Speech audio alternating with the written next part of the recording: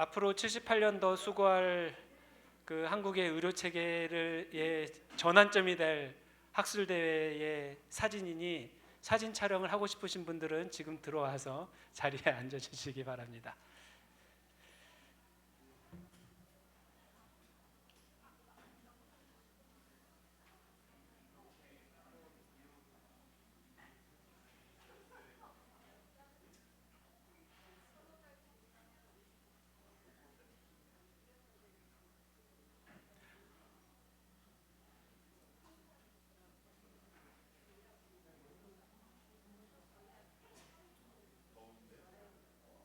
고민정 이사님, 혹시 밖에 계신 분들 좀 들어와 주시라고 안내 좀 해주시면 고맙겠습니다.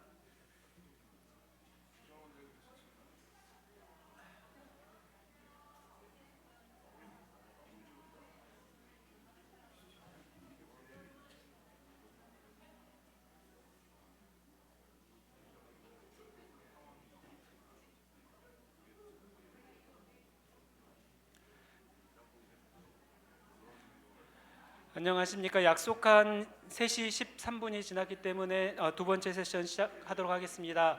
저는 두 번째 세션과 세 번째 세션 사회를 맡은 총무이사 평창군 보건의료원장 박건희라고 합니다. 반갑습니다. 네, 저희가 지금 현재 총무이사 3분 계시는데요. 세 번째 총무이사님은 해가 진 뒤에 사회를 아마 보실 겁니다.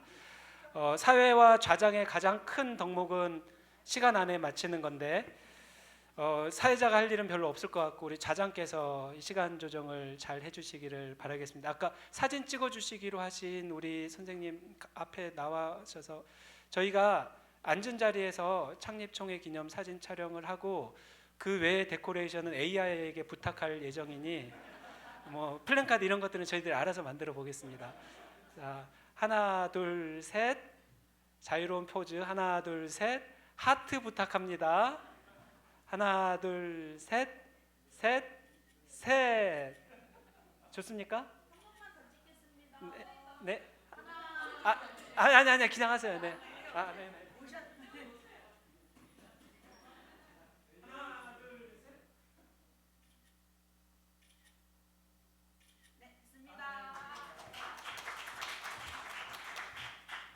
사진 촬영 감사합니다.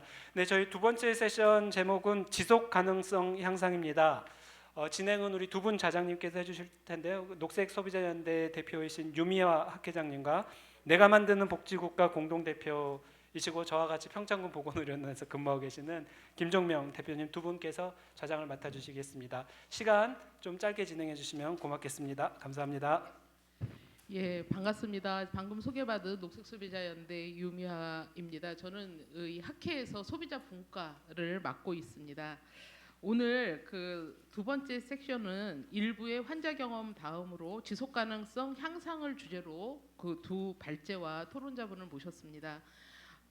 소비자 입장에서 이 지속 가능성을 얘기를 하면 한국 의료 과연 지속 가능한가라는 전문가들이 말씀하실 때 소비자는 아플 때 치료를 받을 수 있는가? 이런 질문으로 그 생각이 듭니다. 그래서 첫 번째 우리가 이제 오늘 발제는 두 가지인데 하나는 국가적 관점, 하나는 개인적 관점에서 두 발제를 준비했습니다. 첫 번째 발제해 주실 교수님 모시겠습니다. 나오실 때 큰 박수로 환영해 주시기 바랍니다. 첫 번째 발제는 인하대학교 의과대학 사회의학교실 김윤희 교수님이십니다. 김윤희 교수님은 서울대학교 보건대학원 보건학 석박사를 하셨고 건강보험 재정 및 의료비 지출, 건강세 등 보건의료 재원, 건강증진, 경제성 평가 및 질병 부담에 대한 연구를 하셨습니다. 큰 박수로 환영해 주시기 바랍니다. 고맙습니다. 네, 소개해 주셔서 감사합니다. 제게 주어진 시간이 있는데 일부 앞부분 좀 할애해서 세션 1 잠깐 말씀드리고 싶었습니다. 저 발표 줄이더라도 그 김성주 대표님이 말씀하셨던 그 전형적인 사례, 그 유방암과 수술, 항암 방사선을 하고 현재 여러 그 진료과를 전전하고 있는 류마티스와 갑상선과 산부인과를 전전하고 있는 또 환자로서 세션 1이 굉장히 저에겐 의미 있었고요. 네, 한편으로는 저는 환자를 이렇게 빨리 벗어나고 싶었기 때문에 환자의 경험을 갖고 있지만 연구자로서의 정체성을 가지고 더 살았던 것 같은데요. 오늘 학회를 통해서 환자를 이해하는 연구자의 삶에 대해 좀 생각하게 되었고, 또 이후 세션 3을 보면 또 공급자의 경험들을 나누는 시간이 있는데 그러한 시간들을 통해서 또 의료 소비자분들도 공급자들을 이해하고 서로 또 알아가는 시간들이 이 학회가 추구하는 방향과 굉장히 맞는다라는 생각이 좀 들었습니다. 그래서 오늘 저는 보건경제 전공자로서 건강보험 재정에 대해 염려하는 마음으로 발표를 하지만 또 이후에 또 다른 또 환자의 경험을 가진 사람으로서 또 다른 방법으로 기여하고 함께 고민할 수 있기를 바라봅니다. 네, 그래서 발표를 시작하도록 하겠습니다. 제목은 제가 국가적 관점에서 건강보험 지속가능성 위기인데요. 내용은 뭐 다 얘기할 수 없다 보니 재정 중심으로 말씀드리고자 합니다. 우리 배경은 이미 다 알고 계시는 것입니다. 의료비도 빨리 증가하고 특히 노인 의료비가 빨리 증가하는데 대표적으로 건강보험 지출이 2015년 대비 2024년 10년 사이에 2배 이상 증가했습니다. 건강보험 지출 안에 이제 가장 큰 요소가 보험급여비인데 보험급여비도 거의 이제 7, 8%씩 이제 증가를 하고 있고요. 사실은 지출이 증가하는 거에 비해서 수입이 받쳐준다면 우리가 지속가능성 얘기를 하지 않는데 수입은 그만큼 증가하지 않을 것이라는 게 이제 큰 문제라고 할 수 있겠습니다. 건강보험 수입의 가장 대표적인 게 보험료 수입이고 보험료를 구성하는 것은 인구, 보험료를 낼 사람, 그다음에 소득 대비 보험료를 내니까 그리고 보험료율인데 이제 인구도 어느 순간 줄 수 있고 이제 노인 인구가 많아지고 노동 가능 인구가 줄어들면서 이제 이런 일들이 벌어지고 이제 소득의 성장도 조금은 이제 요즘 좀 붐이 일고 있긴 하지만 저성장 기조로 이제 갈 것으로 예상을 하고 있습니다. 보험료율도 계속 이렇게 증가할 수 있을 것인가에 대한 의문이 있다 보니 우리가 지속가능성 위기에 대해서 얘기하게 됩니다. 경상의료비 지출과 관련해서 일반적으로 전체 경상의료비 지출을 보기보다는 전체 국가소득, 그러니까 GDP 대비 경상의료비 지출이 어느 수준인지를 더 많이 보게 됩니다. 그래서 경상의료비 지출 비중을 보면 이제 우리나라 이 빨간색이 점점 이제 증가를 해왔었고요. 2022년에 코로나로 인한 어떤 정부 지출이라든지 이 경상의료비에는 건강보험 지출뿐만 아니라 뭐 장기요양이라든지 산업재해, 민간보험, 자동차보험 그리고 정부의 어떤 공공의료와 관련된 지출들이 모두 포함되어 있기 때문에 이제 그런 코로나 시기에 이제 좀 급격히 증가했고 그 이후에 좀 줄어든 상황입니다. 그렇지만 이것이 이제 점점 더 하향한다고 아무도 보고 있지는 않고요. 이제 이것이 이 증가세가 어느게 될지는 조금 좀 두고 봐야 될 것 같습니다. 아무튼 그 전에는 그 OECD 평균에 비해서 굉장히 낮아져서 이제 우리나라는 의료비 지출 증가는 빠르지만 아직 의료비 OECD보다는 좀 낮다라고 계속 얘기해 왔는데 이제는 아마도 OECD의 수준에 이제 곧 도달할 것으로 생각이 됩니다. 과거 건강보험 재정은 어땠는지 이제 살펴보겠습니다. 간단히 살펴보면 이제 빨간색이 건강보험 수입이고요. 그래서 건강보험 수입이고 그 다음에 파란색이 건강보험 지출인데 2019년을 제외하고는 흑자를 기록하고 있었습니다. 그래서 뒤에 제가 말씀드리겠지만 그 전후로 건강보험 재정 추계가 굉장히 많았는데 다들 곧 적자가 올 것이다라고 했는데 적자가 온 적은 그 이후에 없었고 한 해만 이제 적자가 있었고요. 근데 이제 정부도 뭐 발표했지만 이제 곧 적자가 올 것 같기는 합니다. 네.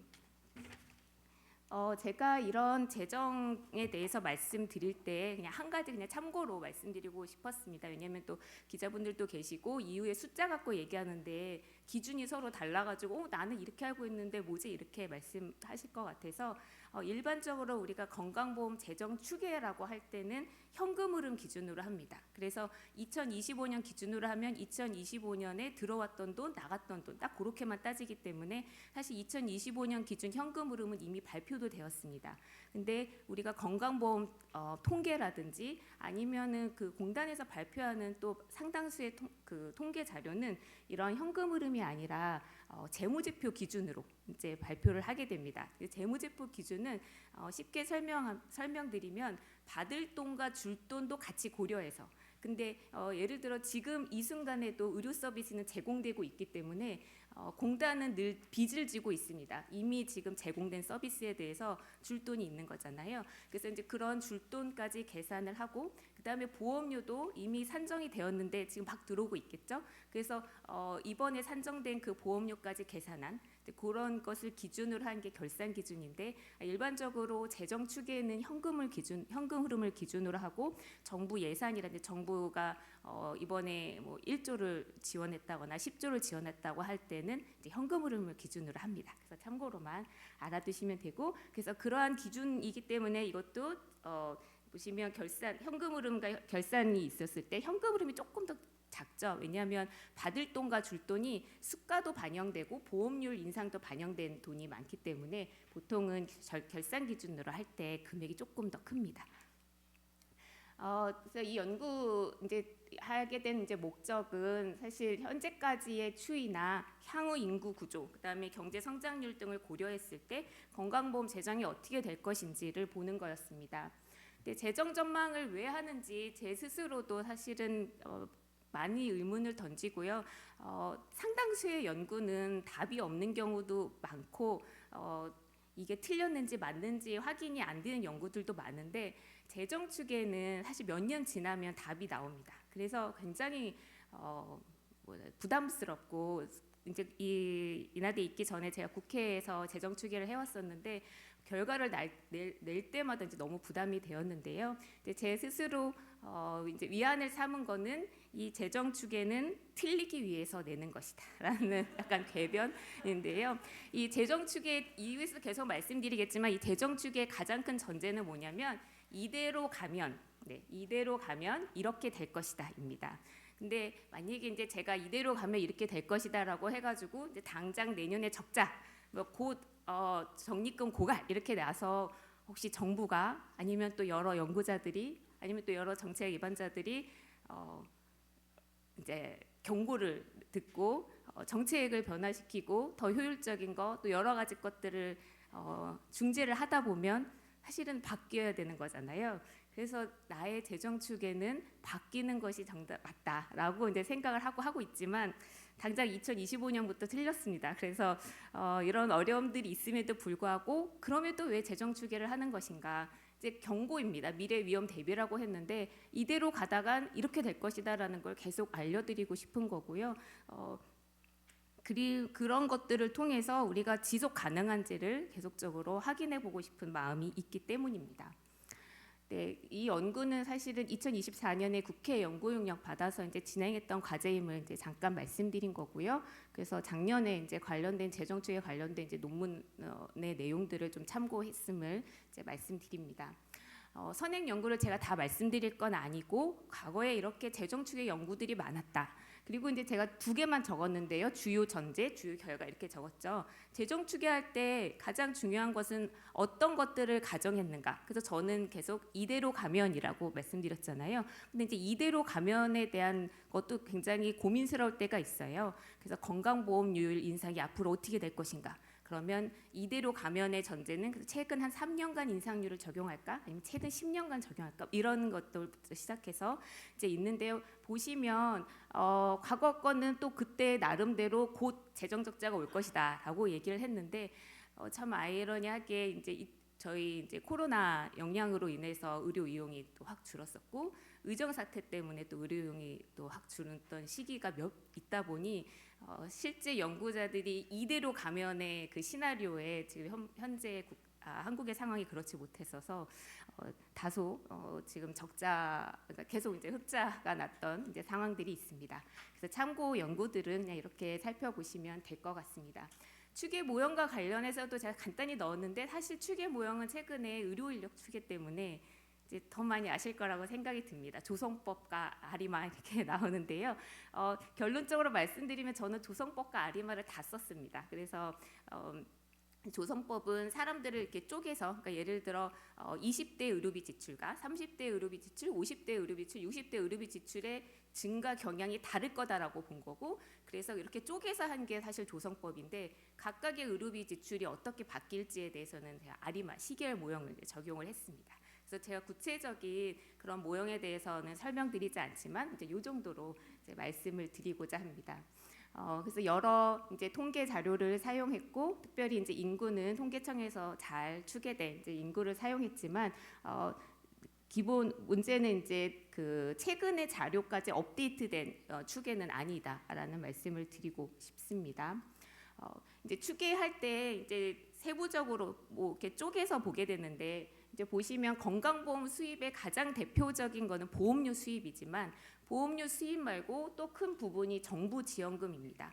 그래서 이제 정부가 이제 그 세금에서 건강보험에 재원을 지금 하고 있는데요. 일반 회계에서 좀 지원하고 있고 건강증진기금에서 지원하고 있는 부분이 있어서 이 부분이 이제 한 추계인 거고요.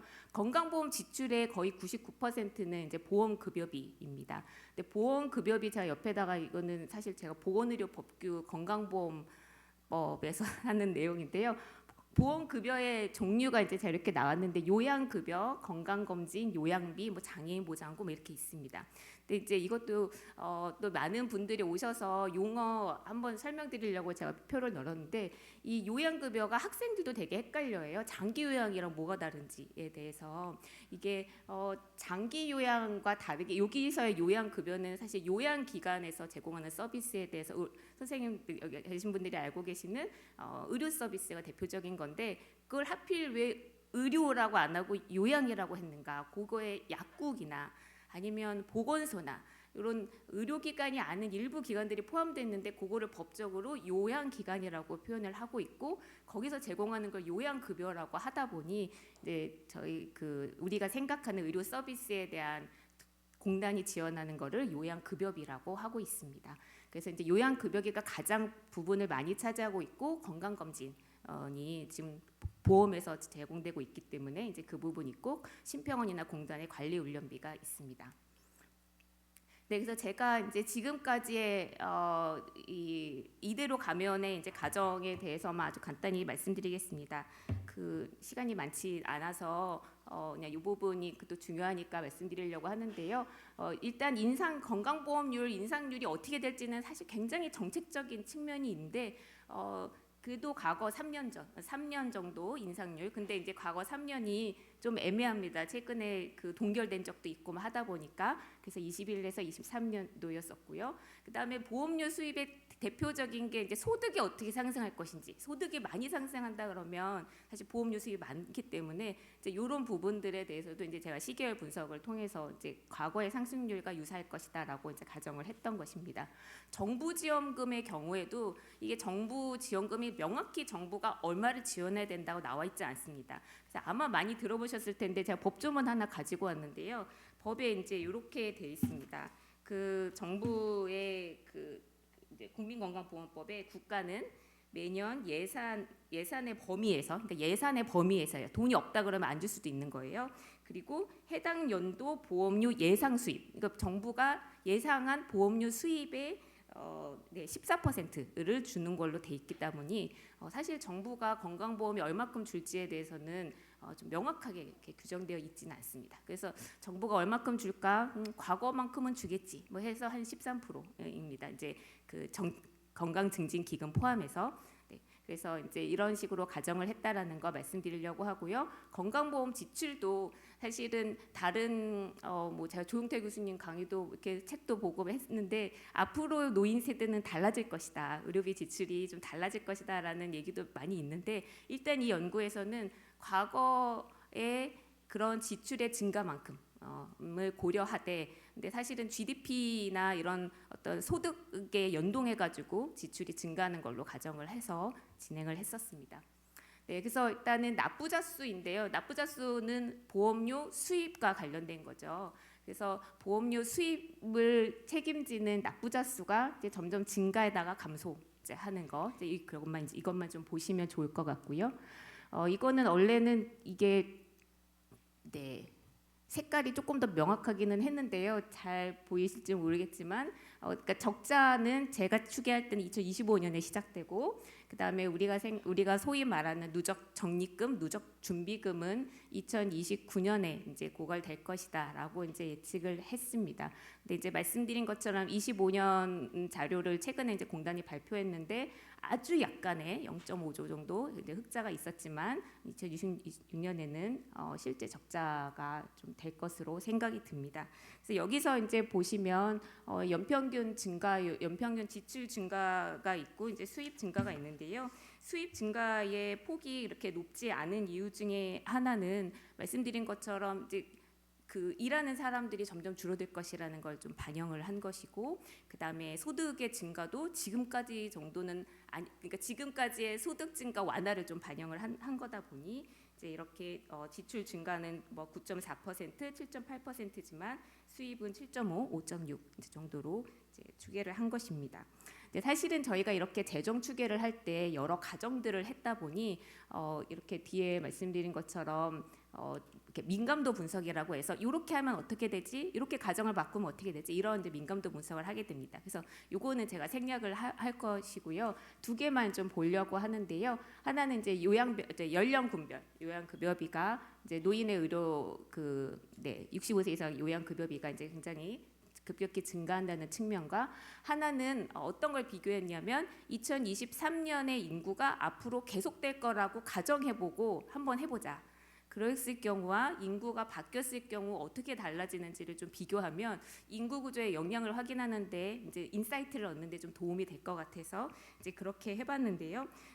이제 다 아시는 것처럼 이제 인구가 앞으로 변동하는 것에 따라서 이것 때문에 수입은 감소하고 노동 가능 있는 거 줄어드니까 지출은 증가하고, 그래서 그 수입 감소하는 것과 지출이 증가하는 것을 따져봤더니 2032년은 한 38조, 그 다음에 2042년은 152조 정도가 이 인구 변동으로 인한 수입과 지출의 영향이라는 것입니다. 그래서 사실 아까 제가 간단히 논문 제목만 이렇게 보여드리고 넘어갔는데 제가 인구 고령화의 청구서가 논문 제목이었는데요. 뭐 일단 이게 이제 인구 고령화의 청구서라고 할 수 있겠습니다. 나머지는 그런 측면에서 민감도 분석을 했었던 것이고, 제가 일단 시간 관계상 생략을 하려고 하겠습니다. 보험료에 따라서 어떻게 될 것이냐? 당연히 보험료율 인상이 급격히 3%씩 매년 증가하면 훨씬 더 적자 시기도 뒤로 미뤄지고, 우리 지금 건강보험 지금 30조가 적립되어 있는데 이런 적립금 고갈도 훨씬 더 미뤄지게 됩니다. 당연하지요. 그래서 이제 제가 해봤던 게 뭐냐면 이제 지출이 엄청 증가하는 것으로 나오는데, 그럼 이거를 흑자가 나오게 하려면, 적자가 안 나오게 하려면 보험료율이 어때야 되는가를 보는 거고요. 지금 2032년 8.7, 2042년 12.7%까지 올라가야 될 것 같다는 게 이제 저의 시뮬레이션 결과였습니다. 네. 그래서 뭐 몇 가지 연구의 한계는 그냥 참고로 보시는 걸로 하고 넘어가도록 하겠습니다. 네. 정책 재원의 경우는 사실 이제 제가 감히 여기서 이렇게 간단하게 말씀드릴 수는 없을 것 같습니다. 하나하나 되게 고민이 많이 되는 영역일 것이라고 보고요. 이제 다만 말씀드리고 싶었던 것은 이제 의료비가 건강보험만 봐서는 안 된다. 건강보험 외에도 자동차 산업재해, 장기요양, 민간보험 이제 굉장히 여러 가지가 있는데 이런 것들을 좀 통합해서 관리해야 서로 상호작용하는 것들을 우리가 확인하고 볼 수 있겠다라는 이제 하나의 의견이었고요. 지출 관리는 제가 간단히 넘어가려고 하고요. 그 다음에 사실 지출만 얘기하면 안 되고 지속 가능성은 수입에 대해서도 얘기해야 되는데, 그럼 수입을 보험료율 증가 말고 혹시 다른 건 없나 이제 고민을 하다가 사실 이제 저는 건강세라고 얘기하는데 소위 말하는 요즘 나오는 설탕세나 가당음료 부담금 이런 것들이 저는 이것들을 해서 건강보험 재정에 좀 넣었으면 하는 게 그냥 개인적인 저의 이제 의견이기도 합니다. 근데 그 외에도 제가 인구 고령화 청구서라고 하니까 마치 인구 고령화가 너무 악인 것처럼 해서 연구자로서 사실 그런 의도는 아니었던 거라 이제 제가 논문에는 인구 고령화는 하나의 주어진 환경이고 이거에 대응한 어떤 투자나 서비스 개발 이런 것들이 필요하다는 점, 마지막으로 형평성 측면에서 그거는 또 하나의 중요한 가치이기 때문에 이것들을 놓치면 안 된다라는 측면에서 이제 언급을 하였습니다. 네, 발표를 마치도록 하겠습니다. 감사합니다. 예, 감사합니다. 김윤희 교수님께서 말씀해 주셨는데 연구하신 추계가 틀리길 바라는 마음입니다. 그래서 저희가 안정적인 그 소비자로서 그 건강보험이 안정적으로 유지되면 좋겠다라는 생각을 했습니다. 두 번째 발제자 모시겠습니다. 박경선 선생님 모시겠습니다. 박경선 선생님께서는 국민건강보험공단 건강보험연구원 재정안정화센터 부연구위원이십니다. 어디였어? 김수진. 왜 이렇게 죄송합니다. 저한테 전달된 내용이 한글을 또 이렇게 죄송합니다.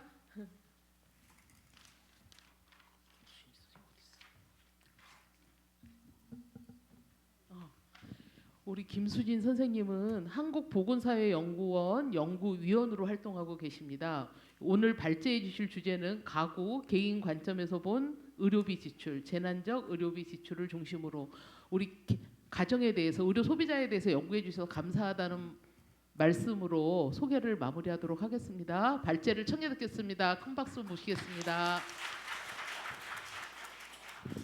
네, 안녕하세요. 소개받은 보건사회연구원 김수진입니다. 이제 앞에서 이제 김윤희 교수님이 이제 국가적 관점에서 이제 의료비 지출이 어떤 위기가 있는지를 이제 말씀해 주셨는데, 어떻게 보면 또 가구와 개인의 관점에서는 의료비에 대한 보장이 이제 많이 많이 늘어나는 게 사실 좋은 거잖아요. 결국 이제 이제 둘 간에 어떻게 균형을 우리가 이제 만들어 갈 것인가, 이제 이게 결국 의료 시스템의 지금까지 78년 수고해온 한국 의료 시스템이 어떻게 나아갈 것인가 좀 중요한 부분이지 않을까 싶고요. 그래서 저는 이제 가구나 개인 관점에서 본 의료비 지출과 관련해서 특히 의료비가 위기가 될 때 한국 가계의 의료비 지출이 어떤 상황인지 이 부분에 대해서 이제 말씀을 좀 드리고자 합니다.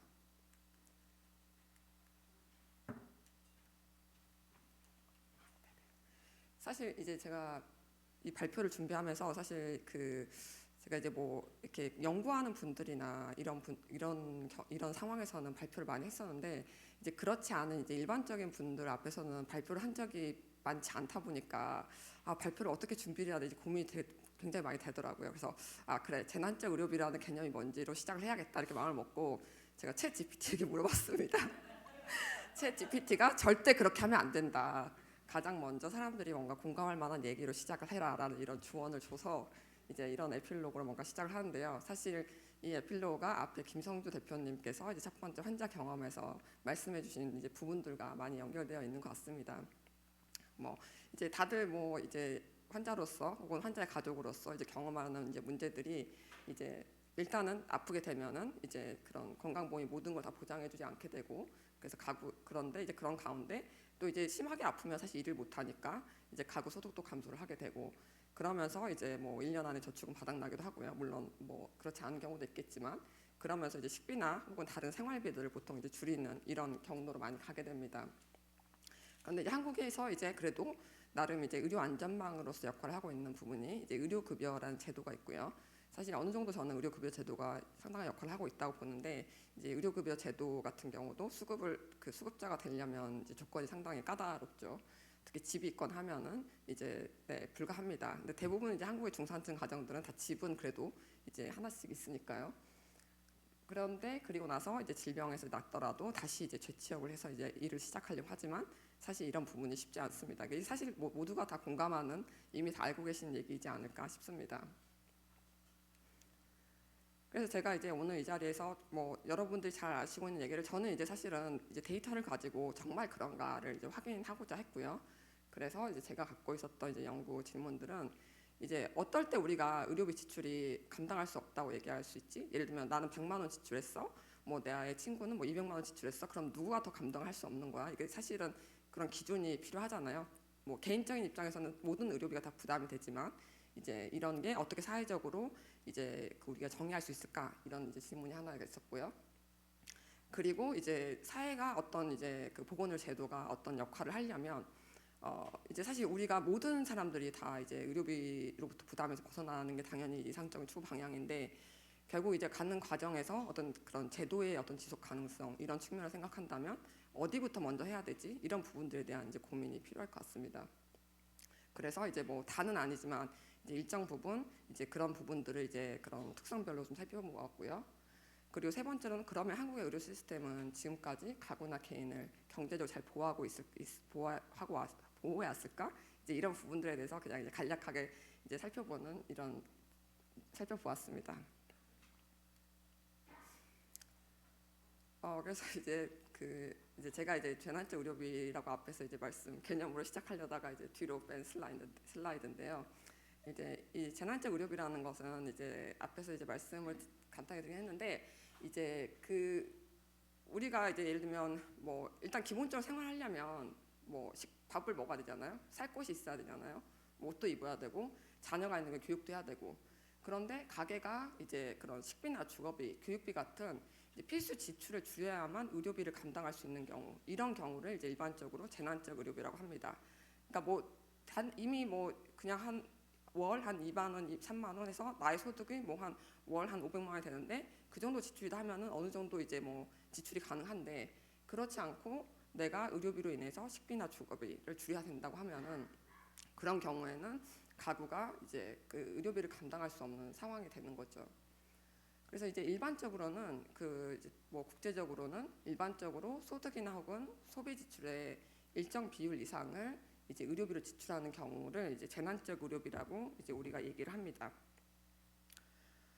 그래서 구체적으로는 이제 이런 정의는 사실 어떤 하나의 일관된 정의를 조금 이제 적용하기는 조금 어려운 부분이 이제 사회마다 이제 주거비가 얼마나 드는가도 다 다르잖아요. 예를 들면 한국 같은 경우는 대부분의 경우에 자가나 전세로 사는데 유럽 같은 경우는 대부분이 다 월세거든요.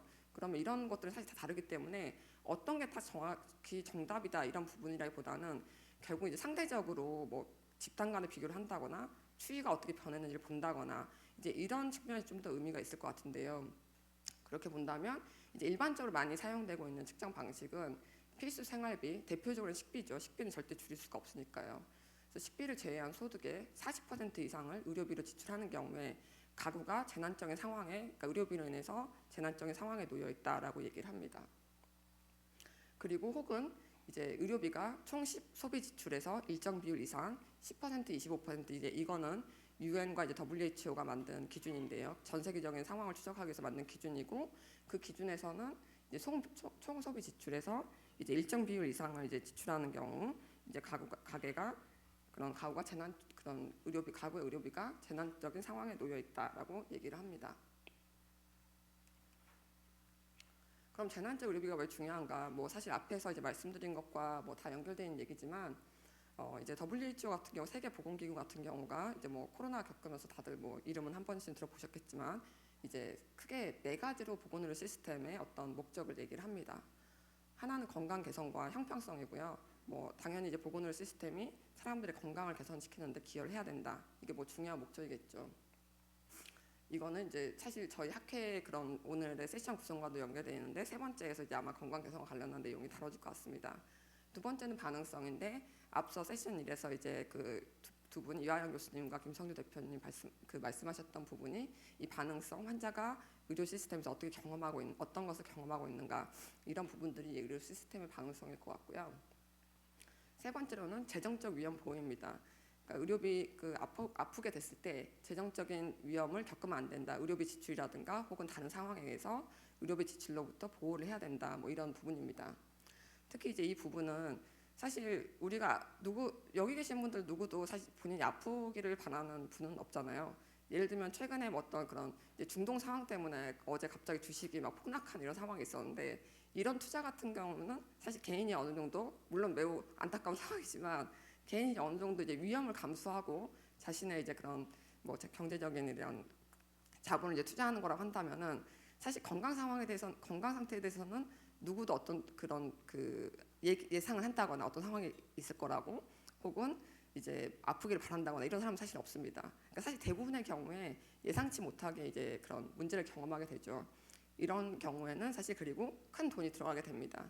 그렇기 때문에 이제 아프게 됐을 때 재정적 위험에서 이제 보호하는 것도 의료 시스템에서는 중요한 부분입니다. 이제 네 번째로는 효율성인데요. 효율성은 이제 뭐 여러 가지 의미가 있겠지만 이제 기본적으로 사실 이제 자원이 제한되어 있다는 것은 사실 인정할 수밖에 없는 상황이죠. 뭐 예를 들면 의사 수라든가 의사 인력이라든가 혹은 간호사 인력이라든가 이런 뭐 혹은 다른 병원 병상이라든가 이런 것들이 이제 뭐 무한대로 사실 어느 순간 우리가 더 많은 환자가 갑자기 발생했어라고 했어요. 내일 당장 뭐 100병상이 200병상이 될 수는 없는 거잖아요. 예를 들면은 그런 측면에서 이제 어떻게 이제 제한된 자원을 효율적으로 사용할 것인가 또 이런 부분이 보건의료 시스템에서 이제 중요하다고 얘기되는데 그런 측면에서 이제 재정적 위험 보호도 이런 보건의료 시스템의 어떤 중요한 목적 중 하나다라는 부분을 이제 확인을 하고 싶었습니다.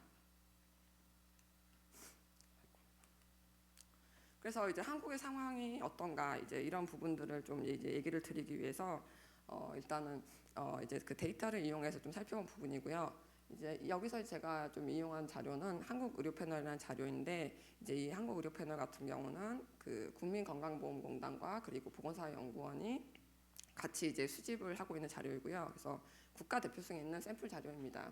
이 자료를 이용한 이유는 사실 여러 개의 자료가 많은데 이 자료가 상대적으로 의료 이용과 관련해서는 상세한 자료를 이제 수집하고 있기 때문에 이 자료를 제가 이용을 했고요. 근데 이 자료가 이제 1기와 2기로 좀 구분이 됩니다. 제가 뒤에 조금 자료 보여드릴 때도 약간 구분해서 보여드릴 텐데 이제 1기는 2008년부터 2018년까지 이제 수집이 되고 2기는 2019년부터 2023년까지 수집이 현재까지 된 상황인데 그런데 이제 이게 1기에서 2기로 가면서 수집 방식이 좀 바뀌었습니다. 그래서 이게 연속성 있게 보기에는 조금 어려운 부분이 있다라는 것을 조금 유념해 주시면 좋겠고요. 일단 최근 자료를 보는 것이 좀 더 의미 있을 것 같아서 저는 주로 이제 2기 자료를 이용하되 보완적으로 이제 1기를 자료를 사용을 해서 또 이제 수치를 좀 보여드리고자 합니다. 일단 보시면 이제 전반적인 추이입니다. 그래서 앞에서 제가 이제 말씀드렸던 그 개념 정의에서 개념 정의를 이용을 한 건데요. 일단은 여기서 이제 죄송합니다. 지불 능력의 40%라고 이제 그러니까 지금 굵은색, 녹색 선으로 되어 있는 부분은 지불 능력, 그러니까 가계의 그 소비 지출에서 의료비를 제외한 부분에서 가계 소비 지출에서 식비를 제외한 부분이죠. 식비가 필수적인 지출이라고 보고 이것의 40%를 넘는 비율이 얼마 되는지를 이제 본 게 가장 아래에 있는 굵은 선입니다. 위에 있는 두 개의 선은 하나는 좀 더 아래쪽에 있는 그 점선 같은 경우는 이제 소비 지출의 25%를 이제 의료비로 지출하는 경우고요. 맨 위에 있는 선은 소비 지출의 10%를 이제 의료비로 지출하는 그런 가구의 비율인데요. 일단은 이제 그 10%와 20%가 말씀드린 것처럼 이제 그 WHO 같은 기관에서 이제 국제적인 비교를 위해서는 사용하고 있는 수치다 보니까 이제 이 수치를 같이 보여드리고자 합니다.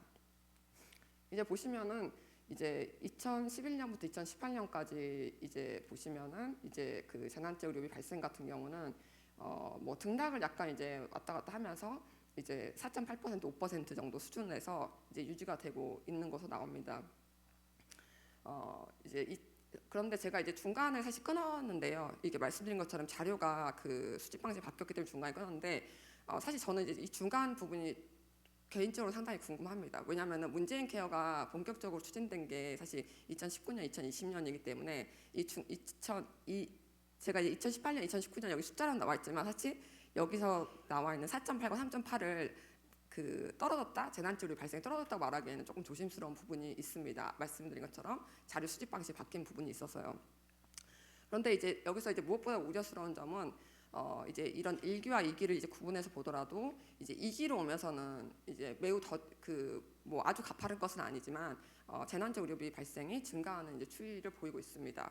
이제 2019년도에 3.8%였는데 2023년도에는 이제 5.6%로 이제 증가를 했죠. 여기 제가 이제 수치를 따로 가져오지는 않았지만 이제 그 WHO에서 이제 그 제시한 이 수치와 이제 한국의 수치를 그냥 몇 개 나라만 비교를 해보면은 일단 지금 여기서 이 소비 지출의 10% 이상을 그 의료비로 지출하는 가구의 비율은 한국 같은 경우는 이제 그 일기 자료 앞부분에 보시면은 약 20% 수준이고요. 2019년부터 보시면 약 15에서 20%까지 25%까지 증가한 이런 추이가 보이는데, 예를 들어서 이제 한국과 유사한 방식의 사회보험 제도를 도입하고 있는 독일 같은 경우는 이 비율이 0.1% 그러니까 10% 비율이 1.5%입니다. 그러니까 한국은 사실 20% 정도 수준인데 독일은 1.5% 정도 수준이고요. 발생하는 가구가 일본 같은 경우는 이제 그 비율이 10% 정도라서 한국의 약 절반 정도입니다. 그리고 이제 독일 같은 경우에 예를 들면 소비 지출의 그런 25%를 기준으로 보더라도 한국은 한 6%, 7% 정도 선인 것을 이제 보실 수가 있는데, 독일 같은 경우는 예를 들면 그 비율이 0.1%가 되지 않습니다. 그렇게 보면은 사실 이제 지금 현재 최근에 이제 보여지고 있는 이 수치 자체도 이제 문제라고 좀 생각할 수 있을 것 같고요.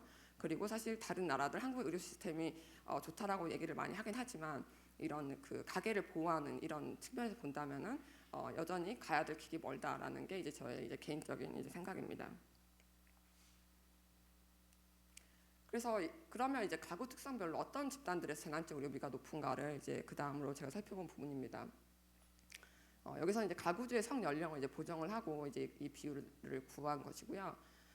맨 왼쪽에 이제 있는 부분이 의료급여입니다. 의료급여 같은 경우는 좀 더 이제 다르기 때문에 제가 이제 구분했고, 그 외에는 소득 1분위, 2분위, 3분위, 4분위로 이제 이해를 하시면 될 것 같고요. 이제 그래프에서 보시면 아시겠지만 소득 1분위에서 가장 이제 그 값이 높습니다. 지금 이제 0.1인데 0.1은 10%고요. 그러니까 소득 1분위 같은 경우는 예를 들면 2023년 기준으로 약 15% 정도의 가구가 재난적 의료비, 그러니까 그 지불 능력의 40% 이상을 이제 의료비로 지출하고 있습니다. 그리고 이제 2019년에 비해서 2023년도에 증가한 경향을 이제 볼 수가 있고요. 상대적으로 이제 그 말씀드린 이제 지불 능력, 그러니까 그 개인의 그 가구의 소비 지출에서 이제 그 식비를 제외한 이제 지불 능력 같은 경우는 당연히 소득 분위가 올라가면 더 높아지겠죠. 그렇기 때문에 이제 소득 분위가 높은 경우에 하늘색으로 된 게 가장 소득 분위가 높은 4분위인데, 이런 경우는 이제 상대적으로 이제 낮은데 뭐 낮은 것을 아실 수 있습니다. 이제 약 한 1% 정도 되는 것으로 이렇게 이해하시면 될 것 같고요. 의료 급여 같은 경우도 사실 뭐 소득 1분위에 비해서는 높은 편이지만 상대적으로 소득 4분위에 비해서는 높은 편이지만 상대적으로는 소득 1분위에 비해서는 이제 낮은 것을 이제 확인할 수 있습니다. 이렇게 보면 여전히 이제 그 뭐 여러 가지 문제가 있겠죠. 여러 가지 문제로 인해서 이제 상대적으로 소득 1분위에서는 상당히 많은 가구들이 이런 그런 경제적 위험, 의료비 지출로 인한 경제적 위험에 이제 처해 있고, 사실 이게 소득 1분위 10가구에서 1가구 이상이 지금 재난적 의료비를 경험한다고 생각하시면은 이제 낮은 수준이 아니라는 것을 뭐 쉽게 이해하실 수 있을 것 같습니다. 두 번째로 살펴본 부분은 이제 건강 문제별로 살펴본 부분인데, 이제 이 부분을 살펴본 이유는 제가 뒤에서 이제 그 한국의 의료 시스템이 어떤 것들을 해왔는지에서 조금 더 이제 말씀드리긴 하겠지만, 한국이 이제 2000년도에 그 건강보험이 통합이 되고 나서 그 전까지는 여러 개의 조합으로 이제 나눠져 있다가 2000년도에 건강보험이 통합이 됐는데, 통합이 되고 나서 이제 그 보장성 제도가 이제 많이 추진이 됐습니다. 근데 그런 과정에서 이제 주로 많이 그 보장성이 강화된 부분이 암이랑 심뇌혈관 질환입니다. 이제 제 생각에 상대적으로 이제 환자 단체가 있다거나 이런 시민 단체가 예를 들면 암부터 무상 의료 뭐 다들 많이 들어보셨을 수 있는데, 이런 이제 그리고 이런 이제 캠페인 같은 걸 많이 했다거나, 사실 대선 같은 이제 중요한 선거에서도 많이 이슈가 됐었습니다. 그러다 보니까 이제 암이나 심혈관 질환 같은 경우는 상대적으로 여러 가지 이제 뭐 현재 상황 자체가 그러니까 보편적으로는 꼭 좋은 상황은 아니지만 이제 그 상대적으로는 보장성이 많이 강화되어 왔다는 측면에서 이제 이것들 좀 비교 살펴보고 싶었던 거고요. 그래서 이제 죄송합니다. 가구에서 사실 질환이 아무것도 없는 경우가 맨 왼쪽이고요. 그러니까 특별한 질환이 없는 경우. 그리고 이제 그 오렌지색으로 이제 보이는 부분이 그 암 심뇌혈관계 질환이 있는 경우 가구의 그 재난적 의료비 상황입니다. 그리고 이제 그 녹색은 1일 이상이라도, 그러니까 건강검진을 제외한 이유로 그 입원을 한 가구이고요. 그 다음에 이제 있는 파란색이 이제 만성 질환이 그냥 있는 가구입니다. 이제 보시면 아시겠지만 사실 우리가 암 심혈관 같은 질환 같은 경우가 그런 경제적 비용이라든가 치료비라든가 그리고 이런 측면에서 이제 부담이 많다라고 이제 당연히 알고는 있었지만 상대적으로 이제 그 보장성 혜택을 제가 이제 앞에 연도는 보여드리는 않았지만 보장성이 강화되면서 상대적 재난치료 의료비가 이제 많이 감소되어 왔고요. 그러면서 이제 최근에 이제 보여지는 모습은 이제 암이나 심혈관 질환이 아닌 다른 질환으로 인해서 입원한 경우에 재난적 의료비가 더 높은 상황을 이제 확인하실 수 있습니다. 이제 이 부분이 이제 2020년이나 2023년으로 가게 되면서 이제 보시면은 이제 그런 경향이 계속 유지되고 있다는 것을 이제 확인을 하실 수가 있습니다. 근데 이제 재난적 의료비라는 게 사실 이제 제 개인적인 이제 관심에서 재난적 의료비라는 게 그 의료비도 중요하지만 또 가구의 지불 능력도 중요하다고 이제 말씀을 드렸잖아요. 그러면 이제 한국에서 재난적 의료비가 상당히 더 높다고 이제 말씀드렸는데 이게 사실 의료비 문제도 있는데 가구가 누군가가 아프면 예를 들면 소득원이 줄어들게 되잖아요. 아파서 일을 못 하게 되면은. 그래서 그런 문제도 있지 않을까라는 게 제 개인적인 관심이 사기도 했고요. 그래서 이제 제가 좀 살펴본 부분은 이제 그러면 가구에서 가구주가 아플 때와 가구원이 아플 때는 또 어떻게 다른가를 이제 살펴본 부분입니다. 그래서 이제 지금 이제 색깔은 기본적으로 동일하게 이제 오렌지색 같은 경우는 이 암 심혈관 질환이 있는 그 가구인데 여기서 진한 오렌지색은 가구주가 이제 암 심혈관 질환이 있는 경우, 그리고 녹색 같은 경우는 이제 그 가구주가 입원을 경험한 경우, 그리고 이제 약간 연한 오렌지색 같은 경우는 그냥 가구원이 이제 그 심혈관 질환이 있는 경우, 연한 녹색 같은 경우는 이제 가구원 중에 누가 입원한 경우 이렇게 구분해서 이제 살펴본 부분이고요. 그래서 보시면 뭐 가구주가 아픈 경우에 확연하게 이 재난적 의료비가 이제 증가하는 것을, 그러니까 상당히 높은 것을 이제 확인할 수 있습니다. 그래서 근데 이제 여기서 이런 부분이 이제 물론 그런 부분도 있을 것 같습니다. 그러니까 그 가구주의 가구주가 그 일할 수 있는 능력, 근로 능력이 많이 떨어지면서 이제 일을 좀 덜하게 되거나 못하게 되면서 이제 지불 능력이 감소한 걸 수도 있을 수 있고, 또한 상대적으로 가구 차원에서는 가구주에게 더 많은 의료비를 지출하는 측면도 당연히 있겠죠. 근데 이제 제가 보고자 했던 거는 이제 결국 이제 이런 근로 능력이라는 부분들, 가구주의 근로 능력이 떨어지면서 가구의 지불 능력이 떨어지고, 그러면서 또한 이제 가구가 재난적 의료비에 노출된 것이 아닌가라는 이제 부분을 이제 조금 보여드리고 싶었습니다.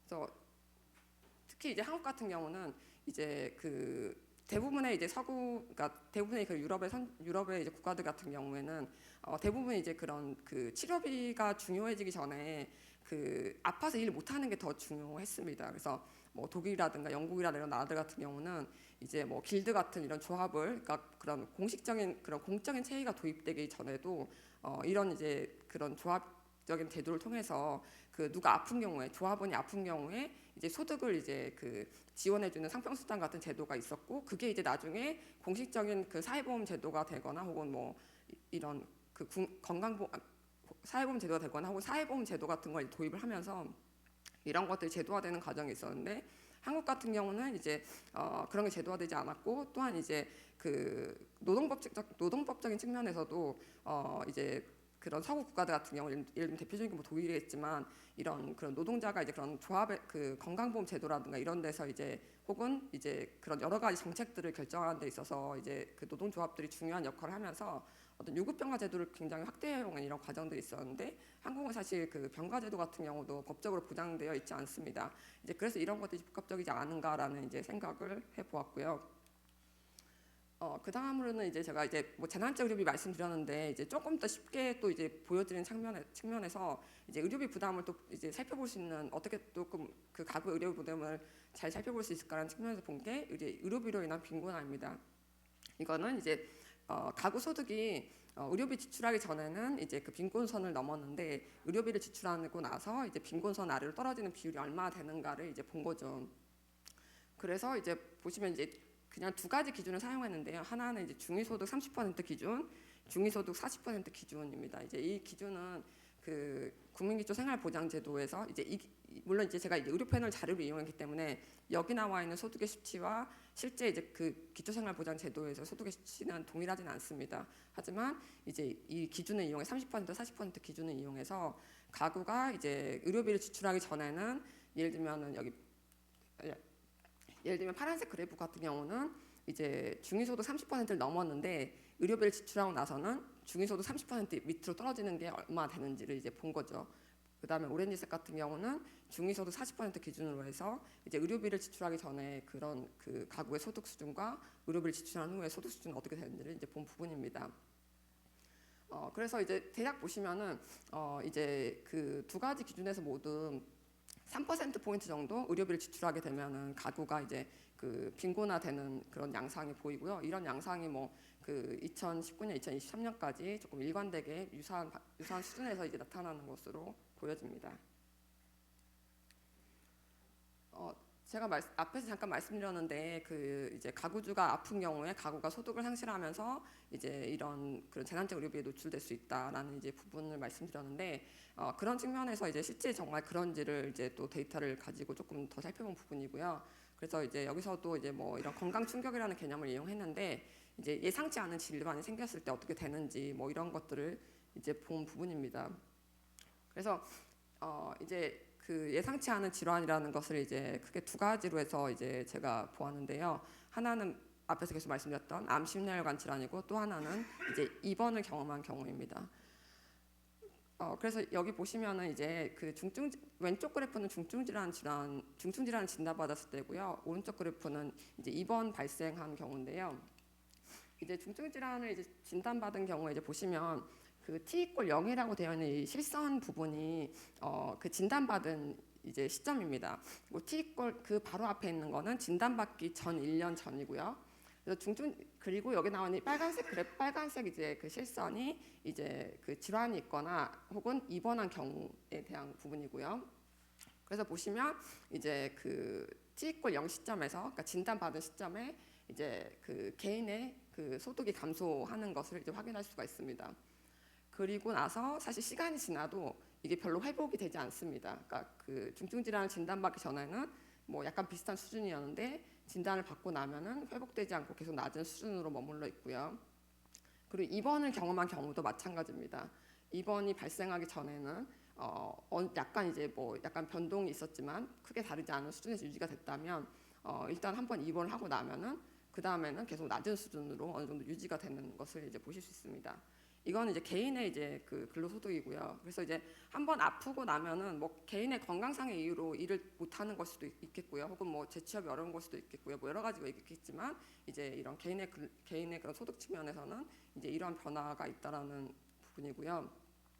그리고 가구의 소득이라는 측면에서도 이제 이 부분은 이제 그 다음에 가구의 소득이라는 측면 살펴본 부분인데 이제 그 동일하게 빨간색 실선이 있고 파란색 점선이 있는데 빨간색 실선이 중증 질환 경험했거나 입원을 경험한 경우입니다. 뭐 당연히 이제 그 개인의 소득이 많이 감소했으니까 가구 차원에도 영향이 있을 수밖에 없겠죠. 근데 사실 가구 차원에서 생각보다 영향이 많이 크지는 않습니다. 근데 그러면 왜 그 가구 차원에서 영향이 많이 크지 않은가라고 봤을 때 이제 옆에가 이제 그 부분들을 이제 다른 소득들, 가구의 다른 소득들이 어떻게 변하는가를 이제 보여준 부분인데요. 예를 들면은 이제 이게 부동산 소득이라 했지만 사실 정확한 부동산 소득이라는 게 맞는 용어는 아닌 것으로 알고 있습니다. 근데 어쨌든 부동산과 관련된 소득을 이제 그 의료 패널에서는 부동산, 그러니까 예를 들면 재산을 처분한 거, 사실 재산을 처분한 소득은 부동산 소득이라고 우리가 얘기하진 않는데 의료 패널에서 일단 그렇게 수집을 했기 때문에 이제 그렇게 본 거고요. 그래서 보시면 중증 질환을 진단받은 경우에 뭐 1년, 2년 가면서 갑자기 부동산 소득이 튀는 걸 알 수 있죠. 그러니까 뭐 재산을 처분한 거죠. 그리고 입원을 경험한 경우도 유사합니다. 뭔가 이제 그 1년, 2년 가면서 이제 그 빨간색 같은 그 실선 같은 경우 튀는 부분을 확인할 수 있고요. 그리고 한국 사람들이 정말 많이 가입되어 있는 민간보험 소득 같은 경우도 역시 마찬가지로 이제 그 질환이 발생한 시점에 당연히 튀는 값이 이제 보여지게 됩니다. 반면에 이제 그 우측에 이제 가장 위쪽에 보시면 사회보험 소득이라는 부분이 있고 그 다음에 그 아래쪽에 중간에 이제 공적 이전이라는 부분이 두 개가 그래프 나오는데요. 일단 공적 이전 같은 경우는 T=0 시점에서 거의 변함이 없습니다. 그리고 반면에 사적 이전 같은 경우에 입원의 경우에는 덜하지만 이제 그 그러니까 심뇌혈관 질환 같은 질환을 경험한 경우는 이제 사적 이전 같은 경우도 T=0일 때 빨간색 그래프가 파란색 그래프 상당히 조금 위에 있는 것을 확인할 수 있고요. 또한 이제 그 사회보험 소득 같은 경우가 그 심혈관 질환 경험을 한 경우에는 약간 올라가 나오는데 이제 그 의료 패널 조사의 문항으로 봤을 때는 제가 생각했을 때는 이제 건강보험에서 오는 소득보다는 이제 국민연금 같은, 그러니까 대부분의 이제 그런 암이나 이런 큰 질환이 걸리고 나면은 이제 그리고 한 50대 후반이다 하면은 50대 초중반이다 하면은 이제 조기 수령하는 방식을 많이 선택을 하는 것으로 이렇게 보여서 사실 이제 한국의 건강보험 제도가 이런 측면에서도 물론 이제 이 자료가 제가 이제 의료편을 일기 자료를 했기 때문에 최근의 자료는 아니지만 사실 그 뒤에 새롭게 뭔가 정책이 도입된 바는 지금까지 없기 때문에 이런 경향이 여전히 지금도 나타나고 있지 않을까라고 추측을 해봅니다.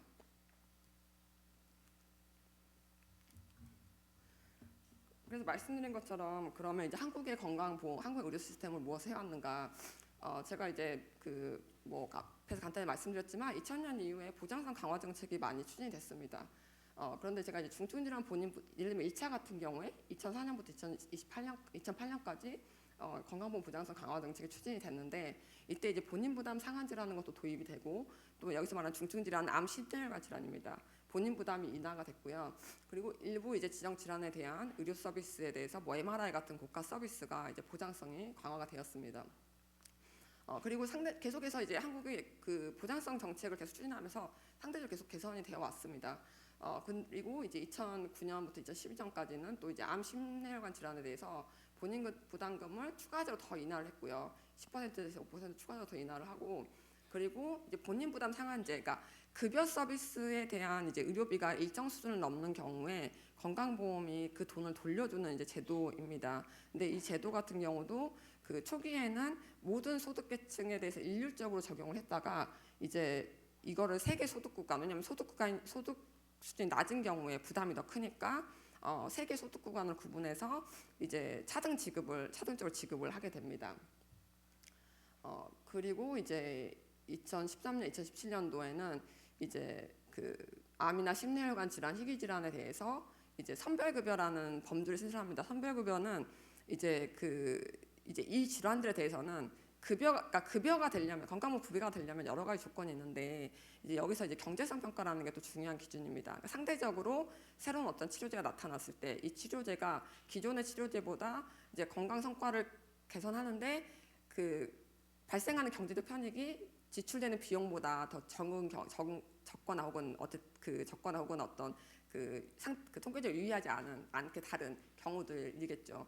근데 사실 뭐 이런 새롭게 들어오는 그런 치료제들 같은 경우는 사실 효과가 검증되려면 시간이 걸리죠. 뭐 그러다 보니까 이제 그런 혜택을 많이 받지 못하고 그러면 선별급여라는 걸 도입을 해서 이제 그 급여를 해주는데 대신에 이제 본인 부담이 그 일반적인 급여 서비스보다는 이제 높게 이렇게 해서 되는데 역시 마찬가지로 이런 이제 타겟팅한 질환에 대해서만 이런 이제 그 선별급여 제도가 이제 도입이 되고요. 또 이제 본인 부담 상한 제도 같은 경우는 계속해서 이제 개선을 해왔습니다. 그래서 본인 부담금 상한선이 세분화돼서 이제 기존까지는 소득을 3개 구간으로 나눴다면은 이때는 또 17개 구간으로 나누기도 하고요. 이런 노력들이 있었고요. 그리고 2017년부터 2022년도는 이제 그 문재인 케어가 이제 이제 도입됐던 시기랑 같이 이제 맞물려 있긴 한데 이제 의학적 필요성이 있는 그런 비급여 서비스에 대해서 이제 보장을 이제 확대를 하게 됩니다. 그래서 뭐 3대 비급여 특진이나 특실이나 간병 이제 폐지 이제 하는 것들이 이제 이루어지게 되는데 뭐 급여 확대하는 것도 이루어지게 되는데 간병은 이제 뭐 앞에서 그 뭐 다른 분 김성두 대표님 말씀하셨지만 여전히 이제 조금 더 갈 길이 있는 것 같고요. 그리고 이제 좀 취약한 인구 계층에 대해서 본인 부담을 인하한다거나 급여를 확대하는 이런 조치들이 이루어지게 되고 본인 부담 상한제도 이제 강화하는 과정이 있습니다. 그러니까 저소득층에 대해서 그 상한액을 그러니까 이제 본인 부담 상한제에서 환급을 받으려면은 의료비 본인이 낸 본인 부담 급여 본인 부담이 일정 수준을 넘어야 되는데 기존에는 그게 소득의 15%였다가 이때는 이제 10%로 이제 저소득층에 대해서는 이제 낮추게 됩니다. 그리고 또 재난적 의료비 지원 제도가 이제 확대가 되게 됩니다. 재난적 의료비 지원 제도는 이거는 이제 2013년도에 처음 도입이 됐습니다. 역시 마찬가지로 암 심혈관 질환에 대해서 이제 도입이 됐고요. 그래서 급여 서비스가 아닌 비급여 서비스를 한시적으로 이제 그 비급여 서비스에 대한 본인 부담을 줄이기 위해서 재난적 의료비 지원 제도가 이제 도입이 되는데요. 이 시점에서는 2017년도 이 시점에서는 이제 뭐 기억하실지 모르겠지만 의학적으로 이제 필요한 모든 비급여를 이제 급여하겠다라고 얘기가 됐었고, 이제 그런데 이제 그러려면 시간이 필요하다. 근데 그 과정에서 환자들은 교통을 겪고 있기 때문에 이제 재난적 의료비 지원제도를 통해서 그 부담을 조금 덜어주겠다라는 게 있었고, 그러면서 이제 재난적 의료비 지원제도를 이제 확대해서 이제 시행을 하게 됩니다. 근데 이제 네, 그런 이제 과정들이 있었고, 하지만 제가 이제 밑에는 이제 점점점이라고 해놨는데요. 이제 사실 이제 조금 안타까운 부분은 물론 이제 그 보장성 강화 정책이 많이 추진됐는데 이게 사실 우려되는 부분도 사실 상당히 많이 있었습니다. 이게 재정적으로 지속 가능한가? 왜냐하면 뭐 들어보셨을지 모르겠지만 풍선 효과 얘기하면서 이제 비급여 계속 확대하는데 뭔가 그 정부가 보장성 강화 계속 하는데 비급여가 증가하는 속도가 더 빠르다.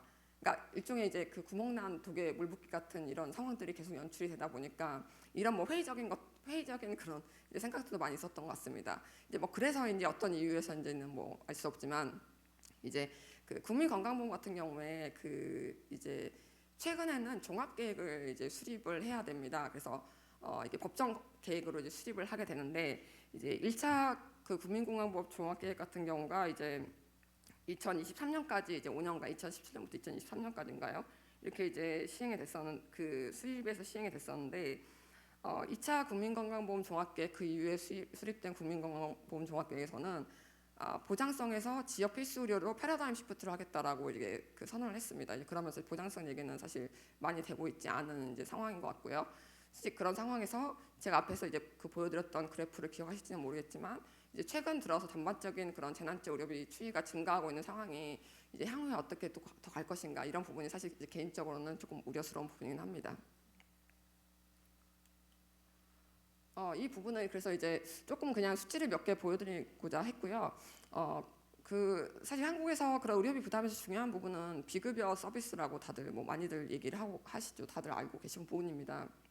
그래서 이 그 한국 의료 패널 같은 경우가 환자에게 그 의료비 영수증을 수집을 하게 합니다. 근데 뭐 환자가 아니라 그 대상이 되는 가구들에게. 근데 사실 우리가 모든 사람들이 다 선생님이 말하다 따르지는 않잖아요. 그래서 어떤 가구들은 수집을 하는데 어떤 가구들은 수집을 하지 않습니다. 그래서 수집되는 비율은 그 청구서 건으로 하면은 한 50% 정도가 이제 수집이 되고 있는 것 같고요.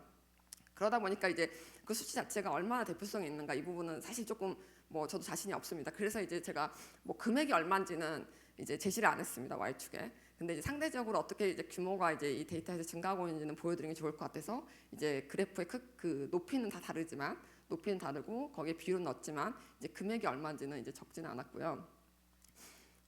전체적으로 보면은 이제 죄송합니다. 이제 그 급여 본인 부담 가장 밑에 있는 파란색 부분이 급여 본인 부담이고요. 회색으로 되어 있는 부분이 이제 비급여 본인 부담이고요. 맨 위에 있는 부분이 약제비 본인 부담입니다. 그러니까 의료비에서 본인 부담 그게 세 가지로 나누면 이 정도로 나눌 수 있을 것 같고요. 그래서 급여 본인 부담 같은 경우에 상대적으로 이제 비율로는 증가를 해왔습니다. 근데 반면에 이제 비급여 본인 부담 같은 경우도 이제 전반적으로는 증가해온 것을 이제 볼 수 있고요. 그래서 이게 전체 집단이고 옆에 이제 보이는 거는 제가 중증 질환이라고 적었는데 중증 질환이 아니라 암내 심혈관 질환입니다. 예, 이건 용어를 조금 정확히 해야 될 것 같고요. 그래서 이제 앞에서 제가 그 재난적 의료비 보여드렸던 그런 건강 문제별로 보여드렸던 그런 연장선에서 이제 이 집단들에서 어떻게 이제 그 의료비가 변화해 왔는지를 이제 보여드리고자 했고요. 일단 이제 보시면 이제 맨 2019년도 보시면 암내 심혈관 질환에서 이제 급여 본인 부담과 비급여 본인 부담이 비슷한 수준입니다. 반면에 입원 질환 같은 경우는 급여 같은 경우는 45% 정도인데 비급여 같은 경우는 이제 47% 정도 수준으로 이제 지출을 하고 있는 것으로 나오고요. 그리고 이제 2023년도로 가면서는 이제 그 암내 심혈관 같은 경우는 41.6에서 42%로 약간 증가했지만 거의 비슷한 수준인데 물론 이제 중간에 이제 등락을 이제 오가긴 합니다.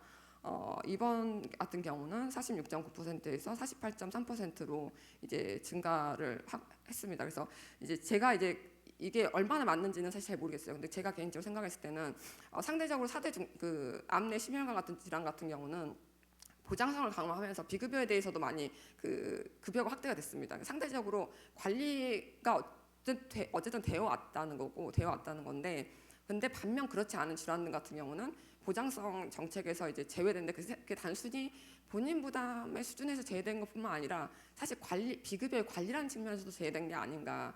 그러면서 이제 그 암내 심혈관 같은 경우는 급여와 비급여가 비슷한 비율로 유지되고 있다면은 그렇지 않은 질환 같은 경우에 예를 들면 그렇지 않은 약간 중증 질환인 경우에 예를 들면 2023년도에 와서는 급여 본인 부담은 43%지만 비급여는 48%까지 하지 않았는가 이런 이제 생각을 해보았습니다. 그리고 이제 다음으로는 한국의 의료 시스템이 무엇을 해야 하는가 측면에서 이제 의료비 지원제도 크게 두 가지인데요. 본인 부담 상한제도와 재난지원 의료비 지원제도인데 역시 이제 의료 패널에서 이걸 수치를 제공하고 있어서 이걸 이제 제가 살펴본 부분이고요. 이제 근데 이제 본인 부담 상한제도에서 본인이 의료비를 지출할 때 그 지원받는 부분도 있고요. 의료비 지출하고 나서 사후에 지원받는 부분도 있습니다. 그래서 이제 이게 다 그 본인 부담 상한제도의 효과다라고 할 수는 없고요. 근데 사후 지원의 효과입니다. 그렇게 이해를 하셔야 될 것 같고요. 그리고 의료 패널에서 사실 본인 부담 상한제는 거의 그 지급받는 비율이 거의 변하지 않았습니다. 재난지역 의료비 지원제도 같은 경우 상대적으로 계속 나름 확대는 되어 왔습니다. 이제 그런 부분이 이제 그 증가하는 비율, 지원율의 증가 비율 0.6에서 1.3% 가는 걸로 나타나는 것 같고요. 그리고 이제 지원 전과 지원 후의 재난지역 의료비 발생률을 봤을 때도 뭐 2019년도에는 차이가 그 3.8% 동일하지만 2023년도에는 그래도 0.1% 낮춘 거 아닌가 이렇게 생각을 해봅니다.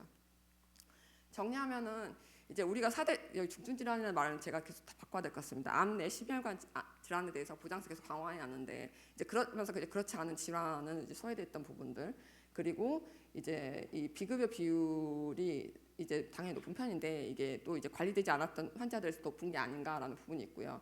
또 소득이 낮은 경우에 재난적 의료 발생이 높다. 뭐 의료급여 수급자인 경우에 상대적으로는 양호하지만 뭐 높긴 높죠. 여전히 그 비율은 낮진 않죠. 또 가구주가 아픈 경우에 더 이제 재난적 의료 발생이 높다. 그리고 중앙정부 차원의 정책이 물론 뭐 이렇게 단정적으로 얘기하기 어렵겠지만 가구의 경제적 부담을 크게 줄이지는 못하는 것으로 그렇게 보여집니다.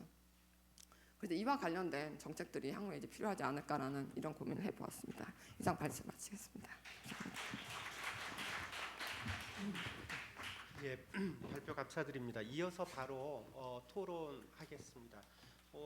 원래 토론은 세 분을 모시려고 그랬는데 한 분은 좀 개인적 사정으로 좀 어려우세요.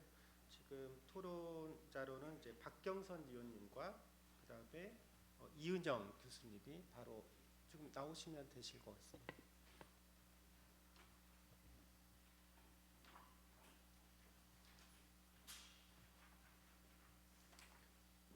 참고로 저기 홍승현 회장님이 참석을 못하셔서 가능하면 이제 제가 간단하게 코멘트를 나중에 좀 남길 수 있는 시간을 좀 갖도록 하겠습니다.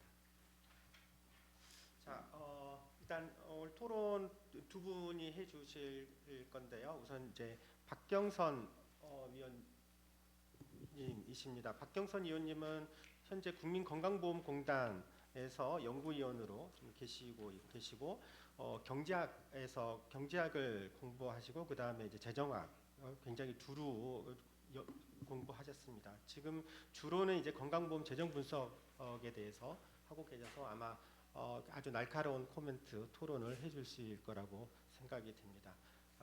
바로 박경선 의원님 먼저 좀 해주시고. 네.